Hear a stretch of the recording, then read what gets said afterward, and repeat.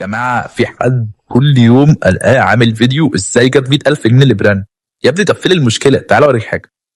البراند ده انا مدخل له سيلز تقريبا ب 5 مليون جنيه، مسلم ب 4 مليون جنيه الا ربع في شهر واحد، من غير فلوس ميسنج اوت استراتيجي، من غير اوفر لمده 24 ساعه فحسسنا الناس بالخوف تخش تشتري فنعمل اللقطه وناخد السكرين شوت ونخلص. ما لا، احنا الطريق بتاعنا 150 160 الف جنيه كل يوم، ودي البراندات بجد اللي تشتغل معاه وتقدر تعمل معاه نتائج.